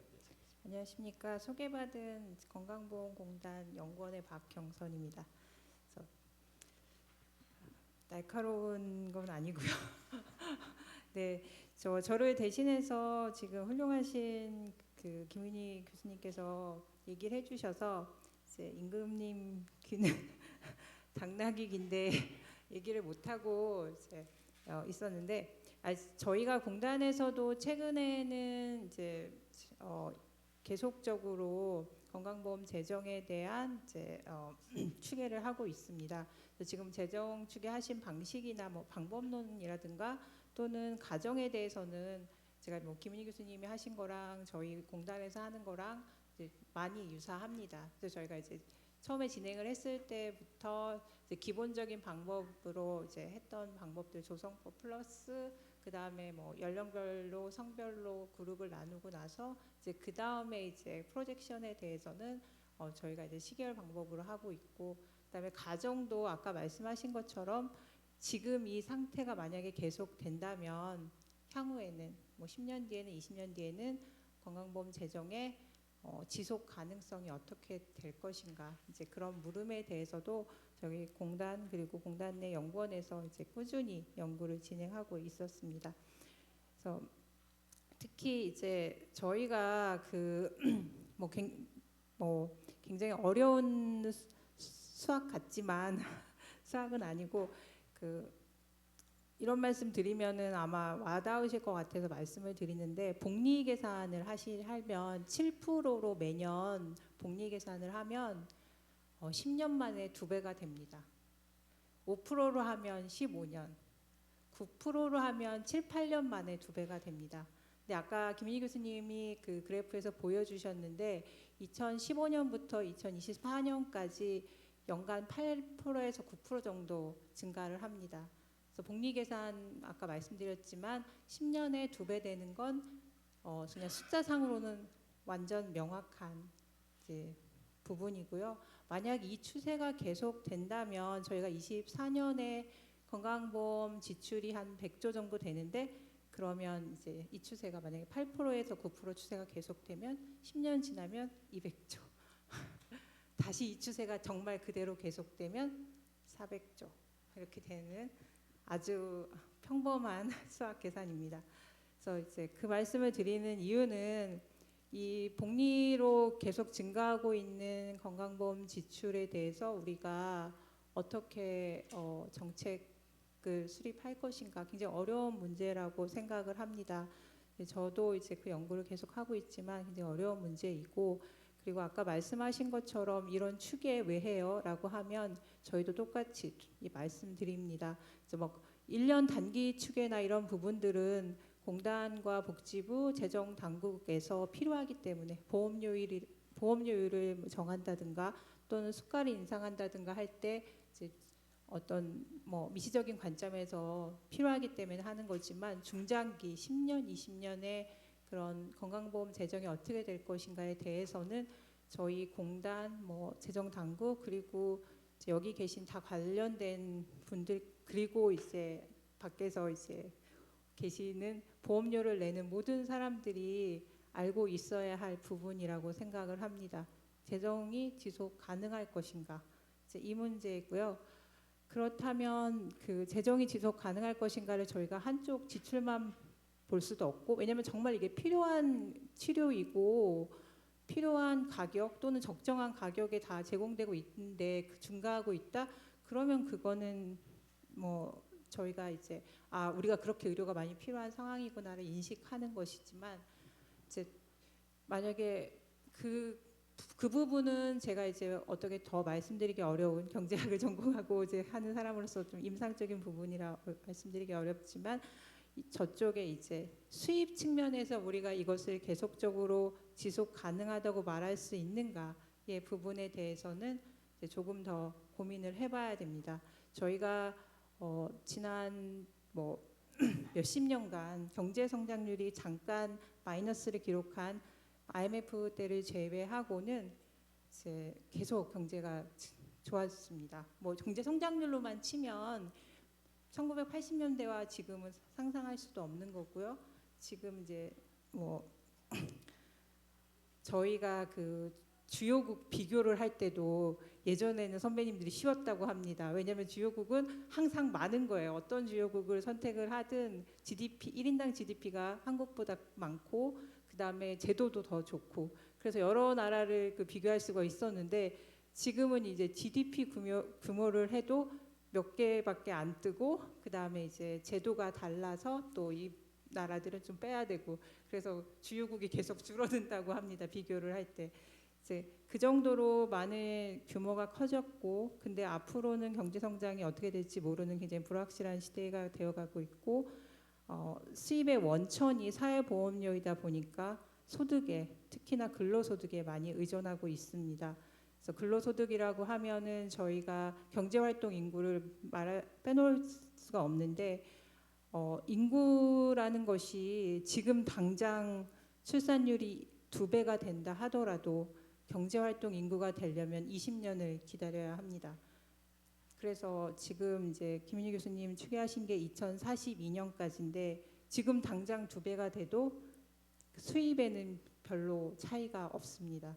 그래서 지출은 그렇고, 그런데 지금 저희가 1차, 2차 베이비 부머 세대들이 1차 베이비 부머가 750만 명, 2차 베이비 부머가 1000만 명입니다. 그래서 합치면은 지금 전체 인구의 어마어마한 숫자이고요.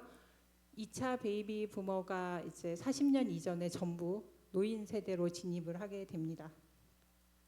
그러면 저희가 지금도 노인 65세라고 하는 뭐 꼬리표처럼 이렇게 잘라진 건 있지만 어쨌든 65세 이상의 노인들이 사용하는 지출하시는 의료비가 거의 50%에 육박하고 있고, 그리고 이 규모가 계속 그러니까 N수가 들어가는 것만 생각을 한다면 이 추세는 너무나 증가하는 것은 이제 당연한 그런 수순이라고 생각을 합니다.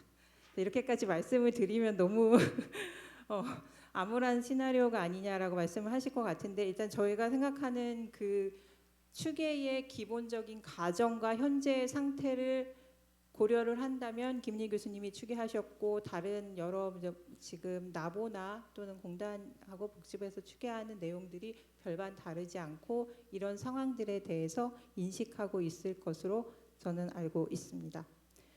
그래서 현재 상황은 그렇게 되어 있고, 그럼 지속 가능할 것인가? 지속 가능할 것인가에 대해서 이제 수입부터 아까 먼저 말씀을 드리자고 하면, 수입은 어쨌든 정책적인 요인들을 가미할 수가 있습니다. 현재 보험료율이 8% 상한이 있긴 하지만 7.19% 정도인데요. 이제 해외를 보면 일본이 약 10%, 그리고 이제 저희가 보통 얘기하는 사회보험 국가들이 많지는 않지만 독일이 약 14%, 14.6% 되게 높은 수준입니다. 이제 프랑스는 조금 다르긴 한데 제도가 조금 틀려서 그래도 이제 프랑스에서 사용자가 내는 게 13% 정도, 그리고 사용자는 아니고 일반 근로소득이 아닌 전체 소득으로 내는 그 보험료라고 할 수 있는 건강보험에 쓰이는 부분이 한 9% 정도 됩니다. 그래서 아직까지는 그 지속 가능한가에 있어서 보험료에 대한 상한까지 가고, 그리고 그 이후에는 제가 아까 말씀드렸듯이 이게 중장기적인 지속 가능성을 논의하는 것이기 때문에 충분히 우리가 보험료를 더 인상할 수 있는가, 우리가 그것을 더 감당할 수 있는가에 대한 논의를 이제부터는 진행해야 되는 단계일 거라고 생각을 합니다. 이제 그렇게 말씀드리고 나면 그럼 매년 8% 9% 늘어나고 있는 지출에 대해서 재정 당국 또는 뭐 공단에서 왜 뭔가를 하고 있지 않느냐라고 이제 얘기하실 수가 있을 것 같은데, 이 부분에 대해서도 뭐는 상당히 어려운 부분이라 제가 이 자리에서 어떻게 뭐 말씀드리기는 좀 어려울 것 같습니다. 그러나 아까 세션 1에서도 저희 다른 발제자분들과 토론자께서 얘기하셨는데, 일단은 노인 세대가 계속 증가하고 있는 이런 현실은 받아들여야 되고, 그렇다면 노인들이 쓰고 있는 어떤 지출에 대해서 좀 더 합리적으로 쓸 수 있는 방안들을 좀 고민해 봐야 되지 않을까, 기본적으로는 그런 생각을 하고 있습니다. 특히나 노인들이 복합 만성 질환 같은 경우에 아까 다약제 얘기하셨는데 이제 보통 뭐 4개의 병원을 가시고 5개의 병원을 가면 11개에서 12개 정도의 약제를 쓰고 이것이 건강에 더 좋아지는 게 아닌 악화되는 방향으로 쓰고 있다는 말씀을 하셨는데, 제가 이제 지난 다른 연구를 통해서 봤을 때도 노인의 복합 만성 질환이 증가할수록 이 증가율이 이렇게 가파르게 증가합니다. 1인당 의료비 같은 경우에. 그랬을 때 저희가 이제 뭐 이런 게 정책으로 금방 반영될 거라고 생각은 하지 않지만 어쨌든 이런 제도들이 계속 만들어져야 되고, 아까도 말씀하셨겠지만 약간 그 주치의처럼 진료를 할 때 시간당으로는 그것이 수가가 그렇게 정해지지 않는다고 하셨는데, 만약에 이 수가가 적당하게 그 보상을 받을 수 있을 만큼 정해지고, 그리고 그게 더 노인의 건강에 더 영향을 건강이 더 좋아지는 방향으로 할 수 있고, 중장기적으로는 의료 재료나 또는 약제 그리고 의료비 전체를 줄일 수 있는 방향으로 진행될 수 있다면 근데 저희는 이런 노인의 만성질환 관리나 이런 것들이 약간의 어떤 주치의제도 또는 그 통합적인 치료 방법 그런 부분으로 가야 된다고 생각을 합니다. 그래서 예를 들어서 그 영국의 NHS의 GP 같은 경우에 평균 환자 그 상담 시간이 20분 정도 된다고 합니다. 더 짧게 하라고 하는 압력이 있는데 이제 GP께서 설명하시기를 그렇게 하기가 너무 힘들다. 오셔가지고 이 얘기 저 얘기부터 어디 아프다부터 계속 얘기하시기 때문에 10분 갖고는 안 되고 거의 하다 보면 20분이 된다고 하는데 그럼 하루에 볼 수 있는 환자 수는 하루 8시간을 일하고 중간에 잠깐 쉰다고 하면 정말 몇 분 안 됩니다. 한국의 그 1차 의료랑은 비교할 수가 없습니다. 그렇지만 이런 어떤 질적인 의료나 이런 부분들이 같이 수가에 반영되고 그게 중장기적으로는 건강보험 재정 안정화나 이런 부분에 도움이 될 수 있다면 그런 정책들을 좀 많이 고려해봐야 되지 않을까 이제 그런 생각을 하고 있습니다. 그리고 연구들도 그런 부분들에 대해서 조금 더 진행이 되어야 되지 않을까. 개인적으로도 그런 연구들을 좀 더 많이 진행을 하는 것을 좀 생각하고 있습니다. 그다음에 두 번째 그 김수진 연구님 위원 그 발제 김수진 박사님 발제는 이제 간단하게 말씀드리면 이게 보장성 강화 정책이 이렇게 많이 뭔가를 하고 매년 돈을 많이 투입을 했음에도 불구하고 재난적 의료비에는 그렇게 많이 도움이 되지 않았다는 이런 통계가 참 뼈아픈 그런 부분이고요. 그 다음에 재정이 누수되지 않고 다른 이제 부분까지 소득이라든가 이런 부분까지 전부 다 뭐 보상은 할 수 없겠지만 이제 그런 부분들을 좀 더 고려했으면 하는 좀 생각이 들고 제가 또 한 가지 궁금했던 부분은 그 비급여 이제 부분에서 저희가 이제 중증 질환을 아까 암과 심혈관 질환 환자로 약간 그 한정을 하고 그다음에 입원 환자를 따라 하셨는데 중증 질환 환자보다 입원 환자의 비급여율이 굉장히 비급여 본인 부담이 굉장히 높은 것이 조금 그 아이러니하고 그리고 아무래도 입원 환자가 어떤 입원 환자인지가 구체적이지 않아서 그럴 수는 있는데 암과 심혈관 환자들이 더 비급여 관련된 그래서 많이 쓰는 건 아닌가요? 그런 건 그냥 일반 입원 환자들도 그렇게 많이 쓰는 건지 그게 좀 많이 그게 좀 약간 의문이 들었습니다. 그래서 네 마지막 결론적으로는 그 재난적 의료비 방지를 위해서 이제 취약계층 중심의 선별 지원이라든가 이런 부분들을 좀 더 흔들림 없이 진행할 수 있는 그런 기초 자료로 많이 활용될 수 있도록 노력하도록 하겠습니다.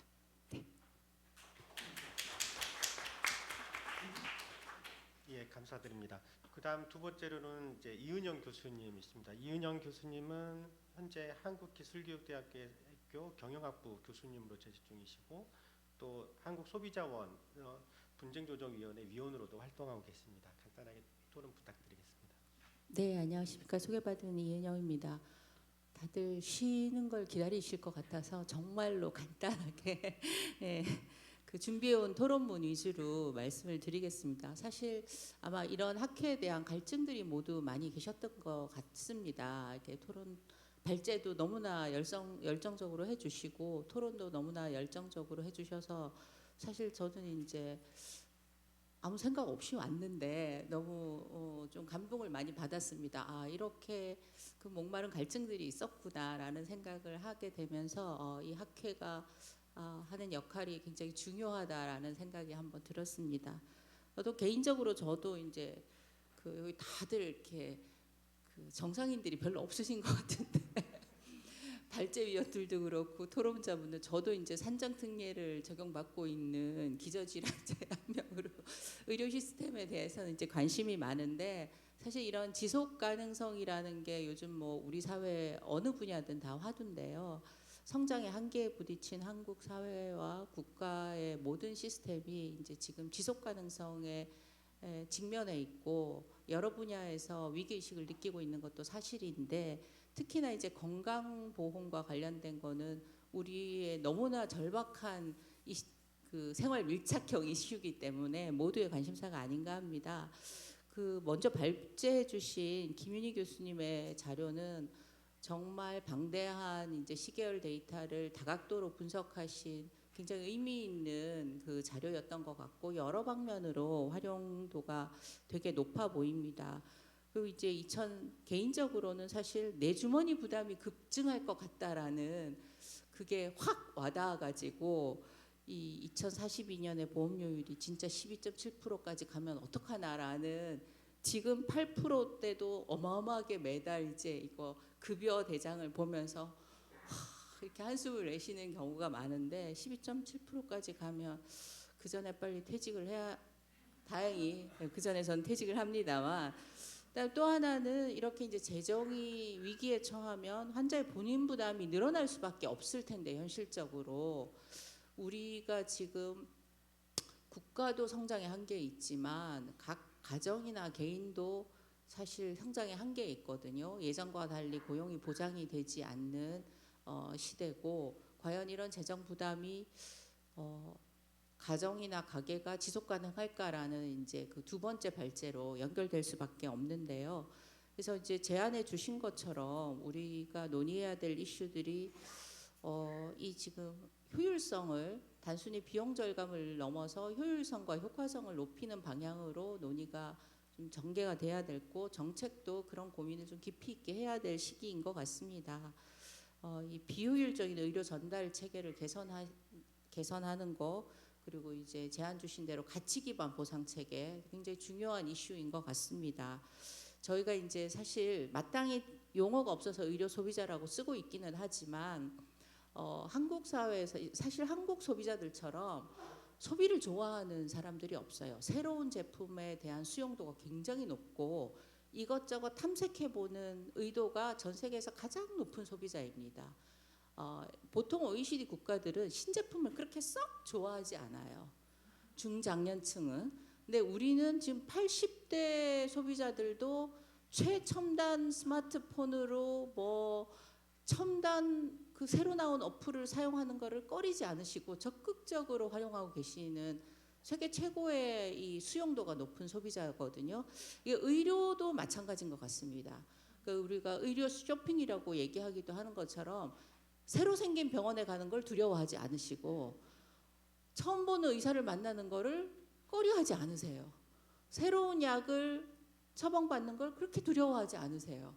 신약이 나왔다면 오히려 좋아하세요. 근데 보통 OECD 국가들은 내가 익숙한 거를 선호하지 새로운 거를 그렇게 특히 의료 쪽에서는 선호하지 않으시거든요. 근데 이제 과연 이렇게 소비를 선호하는 수용도가 굉장히 높은 그래서 이제 테스트 베드로 우리나라가 전 세계에서 최적의 국가로 좀 선호가 되고 있는 측면도 없지 않아 있는데요. 과연 이제 이런 소비자 성향이 이게 우리의 지속 가능한 의료 체계를 만드는데 큰 도움은 되지 않을 수 어떤 면에서는 도움이 되지만 이렇게 이제 재정적인 측면에서는 도움이 되지 않는 면이 굉장히 많아서 이런 식의 어떤 의료도 소비하는 구조, 쇼핑하듯이 그 일반적인 내구재 쇼핑하듯이 소비하는 이런 이제 소비 패턴을 어떻게 변화시킬 수 있을 것인가가 정책을 고려할 때 굉장히 중요하게 고려돼야 되는 점이라고 개인적으로 저는 생각이 듭니다. 그리고 제 이제 발제자가 제안 주신 뭐 건강세 도입이라든지 예방 위주의 의료 시스템 역시 굉장히 중요한 이슈일 것 같습니다. 그래서 지속 가능한 건강 보험이 되기 위해서는 이런 다양한 측면에서 지금까지 해왔던 대로가 아니라 그 단계별로 우리가 한번 짚어보아야 될 시점에 지금 왔다고 생각이 들고요. 제가 이제 의료보험 그 포캐스팅은 오늘 처음 사실 그 발제문을 며칠 전에 받고서 처음 보는 거여가지고 이게 단언해서 말씀드릴 수 있을지 모르겠지만 과거에 이제 아리마를 많이 써본 경험으로 잠깐 이제 아리마가 이게 되게 그 단기 데이터에 의존적인 특성이 있어서 사실은 단기 예측에는 굉장히 좀 의미가 있는 모델인데 장기 예측은 이게 평균으로 수렴하는 경향이 있기 때문에 아마 이제 과소 추계가 될 수도 있을 것 같다는 생각이 사실은 저는 좀 들고, 말씀하신 것처럼 실제 보여주는 것보다 훨씬 더 크게 이 벌어질 가능성이 좀 있다고 짐작은 되는데 해보지 않았기 때문에 단언해서 말씀드릴 수는 없고, 그래서 이제 저희 쪽에서, 그러니까 산업계에서 요즘 이제 포캐스팅 할 때 쓰는 모델들은 트랜스포머 모델이라든지 이런 딥러닝 모델들을 많이 쓰고 있거든요. 아리마가 아무래도 이제 가진 어떤 평균 수렴하는 그 단점들 때문에. 그래서 이제 김윤희 교수님께서는 전문가시니까 앞으로 이제 조금 더 이런 그 뭔가 이런 외생 변수들을 조금 통제할 수 있는 모델도 한번 트라이해 보시면 더 그 정확도가 높은 추계 모델이 홀수 될 수도 있지 않을까라는 제언을 조심스럽게 한번 말씀드려봤습니다. 예, 두 번째 발제해주신 김수진 위원님의 그 발제 내용은 사실 개인적으로는 더 와닿는데요. 주변에 재난적 의료비 때문에 고통을 받은 분들도 상당히 많이 계시고, 여전히 이제 보장성은 강화되고 있다고 하지만 재난적인 의료비는 더 증대되고 있고, 그걸로 인해서 또 그 고통받는 의료급여를 수급하지 않는 사실 차상위 계층들이 굉장히 힘든데요. 저희 대학에 이제 신문고 장학금이라는 게 있는데 말 그대로 정말 위급할 때 이렇게 요청하는 장학금인데, 제가 이렇게 이제 학과장을 심사를 하다 보면 거의 90%가 재난적 의료비 때문에 생기는 상황으로 장학금을 요청하는 친구들입니다. 그러니까 부모님이 갑자기 중증 질환을 진단받아서 직장을 못 다니시고 치료를 받아야 되니까 이제 소득이 없어지고, 그래서 알바를 함에도 불구하고 굉장히 학교를 다니기가 힘든 상황이어서 이제 신분고 장학금을 신청하는 경우들이 거의 90%예요. 그래서 너무 안타까운 사연들이 많은데, 대부분들이 보면 이제 그 3, 4, 5, 6분위에 해당하는 그 가정들입니다. 근데 사실 6분위 정도면 아주 어려운 계층은 아니에요. 그럼에도 불구하고 이제 아까 발제자가 말씀하신 것처럼 가장이 하여튼 뭐 질병 때문에 그 일을 못하게 돼서 근로소득이 없어지면서 생기는 애로사항들, 그다음에 뭐 병 때문에 실직을 하게 됐다거나 하여튼 이런 여러 상황들이 있는데, 그래서 굉장히 이게 심각한 문제임을 정말 피부로 느끼고 있고, 이거를 뭔가 지원하기 위한 정책적인, 그러니까 사회안전망이라고 하는 게 조금 더 촘촘하게 설계될 필요가 있을 것 같다. 그리고 앞으로는 이게 더 많아질 것 같다. 지금 우리의 이제 인구의 구조와 이 지금 AI의 발전과 함께 일자리에 대한 불안감이 갈수록 커지고 있는데요. 그래서 교수도 일자리가 없어질 것 같다는 위기감을 지금 느끼고 있어서 저희 일부 시니어 교수님들이 이제 AI 포비아에 있는 분들이 좀 계세요. 그래서 내가 은퇴하기 전에 빨리 이 상황이 어떻게 이거 그대로 가면 좋겠다라고 하는 그런 우스갯소리를 하는 분도 있는데, 어쨌든 일자리에 대한 불안, 정년 고용 뭔가 이렇게 보장에 대한 불안은 이미 이제 현실로 다가왔고, 이랬을 때 이런 그 중증 질환이라든지 뭔가 이제 비급여라든지 이제 여러 가지 이런 상황에서 어떻게 헤쳐나갈 것인가에 대한 불안을 모두가 가지고 있어서 그 일부 지역에서 이제 상병수당이라는 걸 도입을 해서 하고 있는데, 지자체에서 정말 이게 세 발의 피도 안 되는 굉장히 티끌 같은 금액이에요. 그래서 실제적으로는 큰 해결책이 되지 못하는 경우가 많아서 이걸 조금 더 뭔가 실제적인 도움이 될 수 있는 그런 이제 정책으로 마련할 수 있도록 좀 그 논의가 좀 활성화되고, 또 이것이 실효성 있는 정책으로 될 수 있도록 저희가 좀 적극적으로 이런 학회라든지 다양한 좀 논의의 장을 통해서 정책에 반영이 될 수 있도록 그렇게 하는 노력들이 필요하지 않을까 생각이 들었고, 조금 더 이런 이제 그 데이터를 기반으로 한 발제 자료와 같이 이런 데이터를 기반으로 한 연구 결과들이 그런 정책을 촘촘하게 만드는데 기여할 수 있을 것으로 기대를 하고 굉장히 또 인상 깊게 발제를 들었습니다. 발제 주신 두 분께 너무너무 감사를 드리고요. 굉장히 가치 있는 자료가 될 것 같고 공유해 주셔서 감사를 드립니다. 이상으로. 예, 토론 감사드립니다. 시간이 또 거의 초과가 돼버렸네요. 제가 좌장으로서 이제 좀 정리도 좀 하고 사실 제가 제 의견도 조금 코멘트를 좀 하려고 했는데 아주 짧게만 좀 하겠습니다. 이게 결국 이제 오늘 논의 주제 세션 2에서는 지속 가능한 시스템으로 두 가지 이제 건강보험 재정의 문제와 재난적 의료비 문제를 좀 다루는데요.